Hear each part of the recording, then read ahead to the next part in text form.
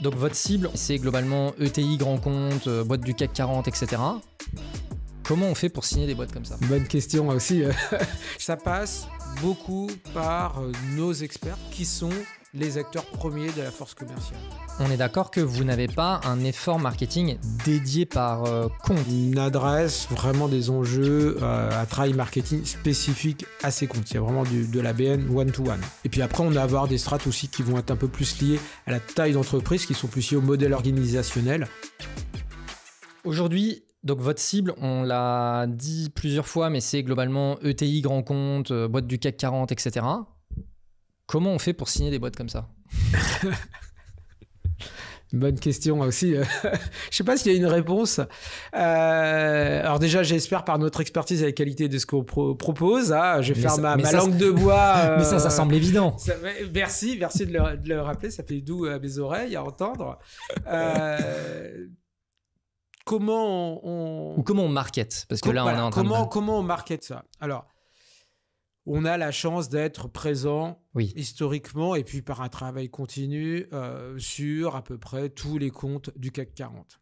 Même on pourrait élargir à peu près sur l'ensemble des comptes du SBF 120.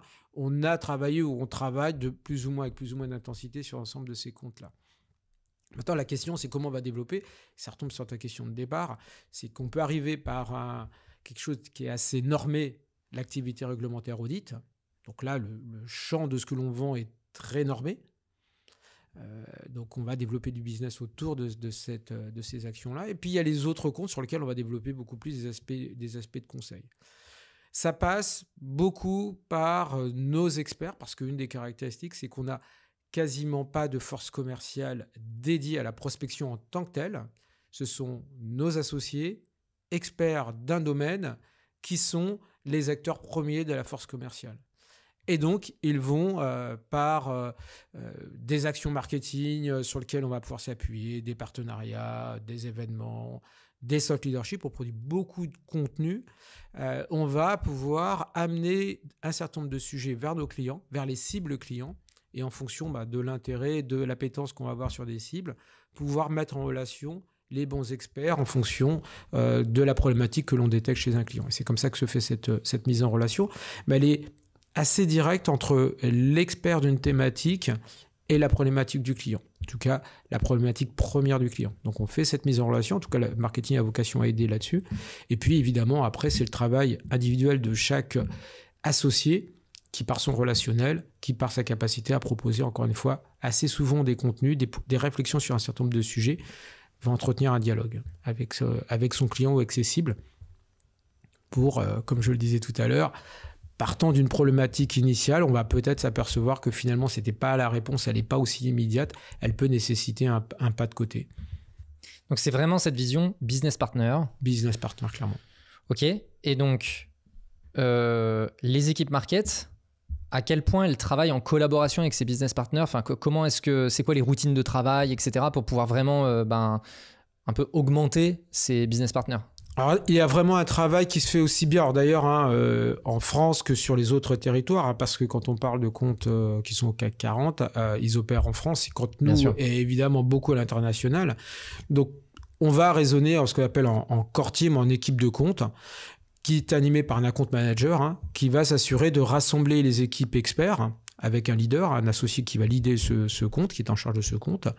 Et ils vont avoir des routines hebdomadaires pour revoir les activités, les nouveaux enjeux, les mouvements qu'il y a au sein de l'entreprise, l'écoute à travers le réseau. Une entité filiale du groupe a sollicité tel niveau d'expertise sur un pays. Est-ce que cette problématique est similaire sur d'autres territoires? En fait, travailler exactement cette synergie, compréhension du compte, animation du compte, pour détecter à la fois des opportunités et puis aussi rassembler, encore une fois, je retourne sur cette capacité d'offre ou de solution, de rassembler aussi des équipes d'autres territoires pour répondre à une problématique dans un pays. Encore une fois, on va prendre un client L'Oréal, peut avoir une problématique, le headquarter est en France, mais il peut avoir une problématique en Australie. Ça serait intéressant peut-être de faire venir aussi des experts français, australiens et d'autres territoires pour venir répondre à ces problématiques. Donc à chaque fois, on raisonne quand même énormément en network et pas uniquement France au sens de l'entité géographique. Ok. Et donc, c'est ces équipes, donc avec l'account manager, etc., il y a cette vision transversale internationale. Exactement. Donc, c'est vraiment un account manager global. C'est un account manager. Alors, c'est pas vrai suivant les tailles et les ambitions qu'on a sur les comptes, on va un petit peu faire varier ce scope et le périmètre qui est couvert. Mais sur notre top 50 de comptes, on va dire, si je devais le résumer un petit peu de manière un peu succincte, on va être, oui, sur cette organisation, sur ce modèle organisationnel. Sur des comptes plus petits, on va être moins en nombre en termes d'équipe, mais il y a à chaque fois un associé leader du compte et sur lequel on va avoir soit de l'appui par industrie.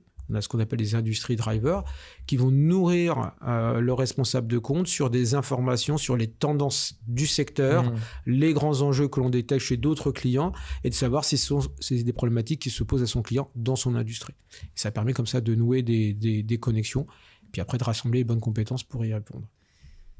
Côté marketing, en revanche, on est d'accord que vous n'avez pas un effort marketing dédié par compte. C'est effort marketing global et ensuite vous allez récupérer les informations qui peuvent servir au compte pour alimenter les comptes. Ça serait trop simple si on fonctionnait comme ça. C'est un mix entre les deux.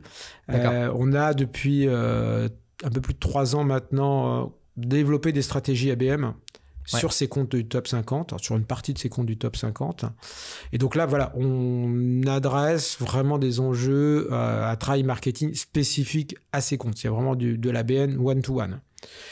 Après, on va avoir des campagnes plus at large qui vont adresser un certain nombre d'enjeux et à chaque fois, on va essayer, encore une fois, de faire apparaître les singularités sectorielles parce que c'est souvent ce qui rassemble un groupe de clients, son industrie, son secteur et ses thématiques. Donc, on va essayer de regrouper, teinter ces campagnes-là autour de ces angles-là. Et puis après, on va avoir des strates aussi qui vont être un peu plus liées à la taille d'entreprise, qui sont plus liées au modèle organisationnel. Encore une fois, j'évoquais la Gen AI ou un sujet réglementaire. Dans certaines ETI, un directeur financier, si jamais il a des sujets d'acquisition, il va aussi bien s'occuper de la partie M&A que de la partie finance. Dans une plus grosse structure, il va y avoir une direction du M&A. Donc, on va avoir des rôles qui vont un petit peu se splitter. Donc, en termes d'audience, on va adresser des sujets un peu plus fermés vers des audiences un peu plus fermées sur des grands comptes parce qu'on sait identifier des fonctions qui traitent ça. Sur des ETI, les fonctions sont plus polyvalentes souvent et donc on va adresser des enjeux un peu plus larges.